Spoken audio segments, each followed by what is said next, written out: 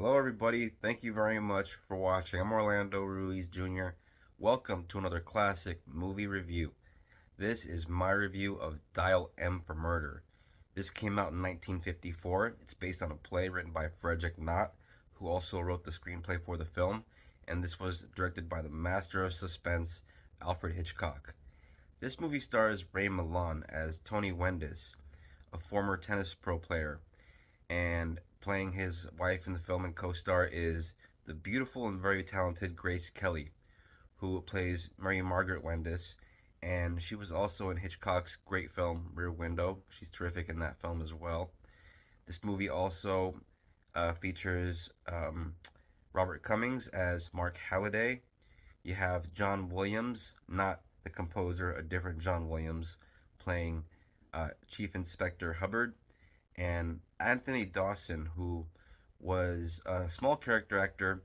Fun fact for James Bond fans: in Doctor No, he was Professor Dent, but in From Russia with Love and in Thunderball, he played Ernst Stavro Blofeld. Try saying that 3 times fast. But this is one of the greatest Hitchcock thrillers, in my opinion. This is a great 50s film, and it's just a terrific thriller all around. This movie is basically a husband is not too happy with his wife. He finds a few things out about her that he doesn't like. The opening shots of the film, the first one of the first shots you see is Tony Wendis, Ray Milan, and his wife, played by Grace Kelly, Mary Margaret. You see them, having a dinner together. You see that these two are a couple. Just mere seconds after we see Grace Kelly's character, Mary Margaret, with her husband Tony, we then cut to a shot that sees her reading a news article from the paper mentioning Robert Cummings' character, Mark Halliday. And he's supposed to be a book author, and it mentions that he's going to be in town in London where they live.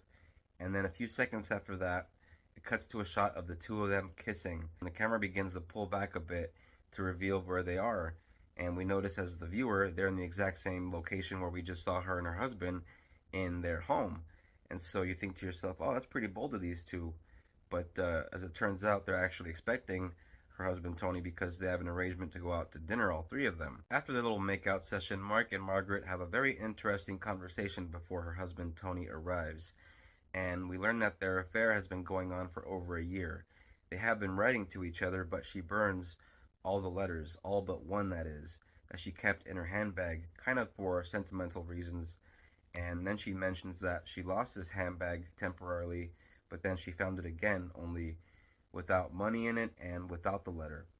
And then she mentions that she received a couple of blackmail notes threatening to tell her husband if she didn't pay a small bit of money, not too much. But after this, we then see Tony arrive at the house. And by the way, the entirety of the film takes place in this one location, so it feels very confined, but very much adds to much of the suspense elements to the film. And so Tony shows up, makes up an excuse that he can't go out with them, and kind of sends them off on their way.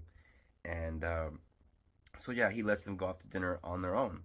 And so you're kind of starting to wonder, this guy must know something. He's a little too cool about everything. And sure enough, yeah, he's got a little trick up his sleeve. After they leave, a man shows up, and this is Anthony Dawson's character. I believe his name is Charles Swan. And so turns out they used to know each other about 20 years ago in college, and they have a very interesting conversation as well. And at first, it seems very pleasant. It seems, like a normal social call, a couple of old friends getting together. But a few minutes into the conversation, things go dark pretty quickly, and we soon find out that he wants Swan to basically do something for him that involves murder, and it involves his own wife, Margaret. And turns out that he's been following Swan, trying to find out if he has anything he can use on him in order to make sure that he does the job. Blackmail, basically. And as it turns out, Swan is kind of a con artist himself. So Tony reveals to Swan that he knows all about his wife and Mark Halliday, and that he's known for quite some time. And not only that, he has the letter. and he was the one that sent those blackmail notes to his wife. And then he basically says, if you don't do something for me, I am going to say that you are the blackmailer. Because in this conversation and through their just sitting together and him showing him the letter, he very cleverly manages to get Swan's fingerprints on this letter. And so Swan is in kind of a jam at this point, and he actually agrees to the whole thing. So next, Tony goes over the plan with Swan, and it's a very intricate plan. You can tell that Tony has thought this thing through, and you can tell this guy is a very evil guy the way he talks about killing his wife in such a nonchalant, casual way. Basically, this plan involves Tony being away so that he has an alibi during the whole thing, and he's supposed to make a phone call, and while she gets up out of bed to answer the phone, that's when Swan is supposed to take care of the wife. If you're the kind of viewer that relishes a film that has superbly well written dialogue from beginning to end and excellent acting from start to finish, then I think this film will definitely hold your attention. The performances in this movie are on point. Ray Miland is one of my favorite actors from this era. I love his performance in The Lost Weekend, which is one of my all time favorite films. He completely sells anything that he's in whenever I see him in anything.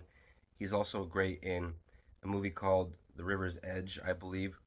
And Grace Kelly, she's great in High Noon. She's great in To Catch a Thief. She is great in everything I've ever seen her in as well. And the other actors, the actor that plays the detective, the chief inspector, which his name is John Williams, I already mentioned. Williams does a great job in this film as the role of the chief inspector. When he comes into the film about halfway through, you're always drawn to his performance because you get a sense that this man is constantly thinking. The wheels in his head are always turning. His performance is kind of subtle at times because you can tell he's not trying to let on that he might be onto something. So he's very, very sly and very, very cool to watch to see him work.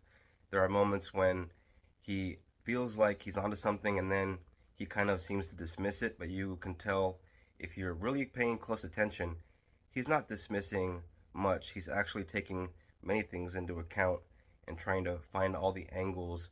And it's basically a battle of wits.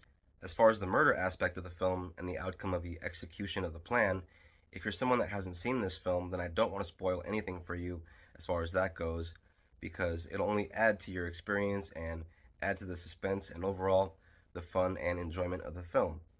But this is definitely a film that, if you haven't seen all of Hitchcock's films and this is one you haven't seen, definitely look for this one. This is one of his best works, in my opinion.